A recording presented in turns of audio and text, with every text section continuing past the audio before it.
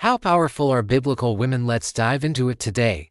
We're diving into some truly inspiring stories that often don't get the spotlight they deserve. We're talking about the powerful, trailblazing women of the Bible. These aren't just supporting characters, they are leaders, prophets, and strategists whose faith and courage shaped history. Their stories are packed with lessons on resilience, leadership, and unwavering faith that are just as relevant today as they were thousands of years ago. So, grab a cup of coffee, get comfortable, and let's explore the lives of these incredible women together. First up is Deborah. Now, if you're looking for a story of pure leadership, this is it.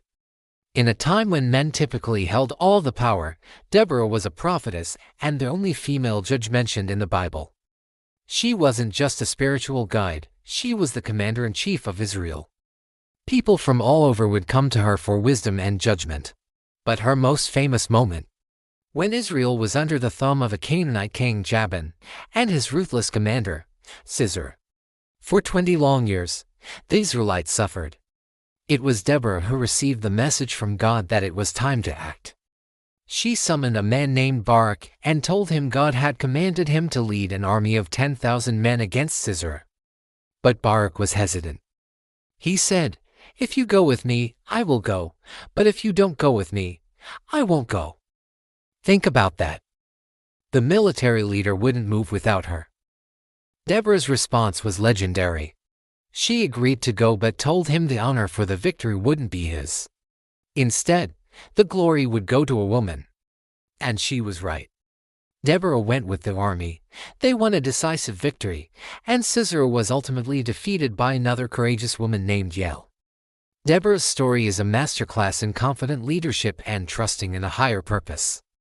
She shows us that true authority comes from wisdom and conviction, not from gender or title. Next, let's talk about Esther. Her story reads like a high-stakes political thriller. Esther was a young Jewish woman living in Persia who found herself in an unimaginable position.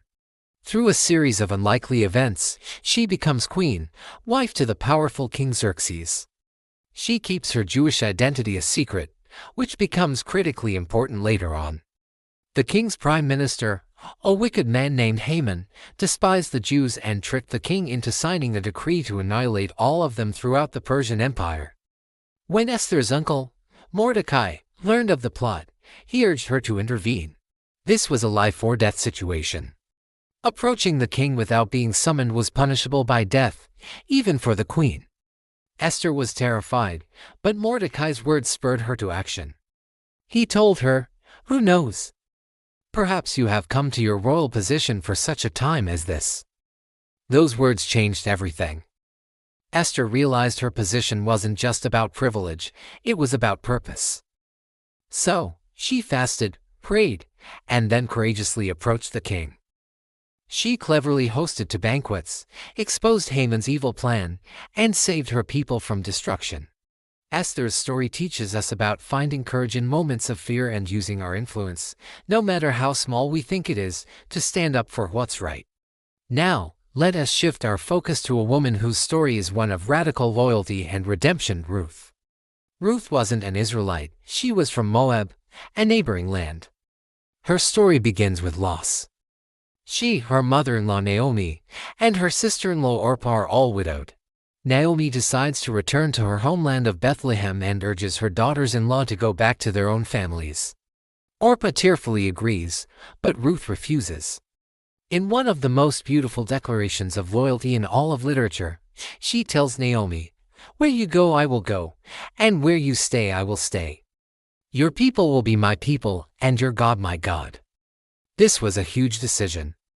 Ruth was leaving everything she knew, her home, her family, her culture, to follow her mother-in-law into an uncertain future in a foreign land. Once in Bethlehem, Ruth worked tirelessly, gleaning leftover grain in the fields to provide for herself and Naomi.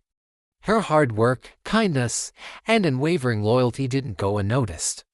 She caught the eye of Boaz, a respected and wealthy landowner who happened to be a relative of Naomi's late husband. Impressed by her character, Boaz acted as her kinsman redeemer, a custom that allowed him to marry her and restore her family's lineage and inheritance. Ruth's story is a powerful testament to how faithfulness, kindness, and integrity can turn a life of tragedy into one of incredible blessing. And fun fact, Ruth, the foreigner, becomes the great-grandmother of King David, placing her directly in the lineage of Jesus. Let's journey to the New Testament and talk about Mary Magdalene. For centuries, she has been a misunderstood figure, but a closer look at the text reveals a woman of incredible devotion and importance. Mary Magdalene was one of Jesus' most prominent female followers.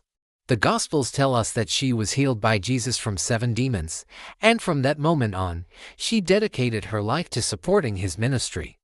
She, along with other women, traveled with Jesus and the disciples, providing for them out of their own resources. They were the financial backers of the movement, a crucial role that is often overlooked. But Mary's most significant role comes during the most pivotal moments of the Christian faith. She was there at the crucifixion, standing by Jesus when most of the male disciples had fled in fear. She didn't abandon him in his darkest hour. And even more importantly, she was the very first person to witness the resurrected Jesus.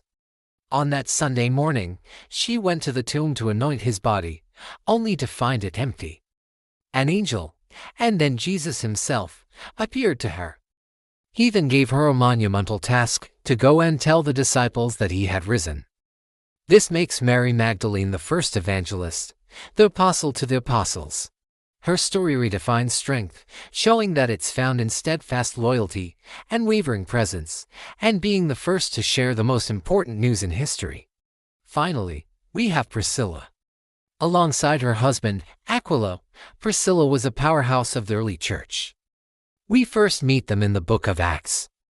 They were tent makers, just like the Apostle Paul, and they quickly became his close friends and vital ministry partners. They weren't just followers, they were leaders and teachers in their own right. When Paul left Corinth, Priscilla and Aquila went with him to Ephesus, where they continued to build the church. One of the most telling examples of Priscilla's influence is the story of Apollos. Apollos was a gifted and passionate speaker who knew the scriptures well, but his understanding was incomplete. Priscilla and Aquila heard him preaching and recognized the gap in his knowledge. So, they took him aside and, as the Bible says, explained to him the way of God more accurately.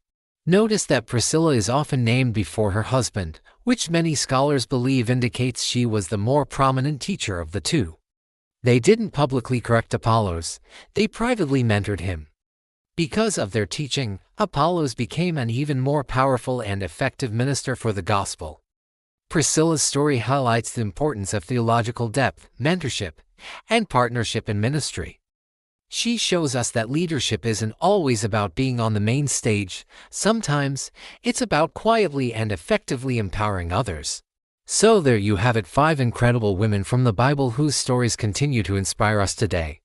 From Deborah's commanding leadership and Esther's strategic courage to Ruth's radical loyalty, Mary Magdalene's steadfast devotion, and Priscilla's intellectual partnership.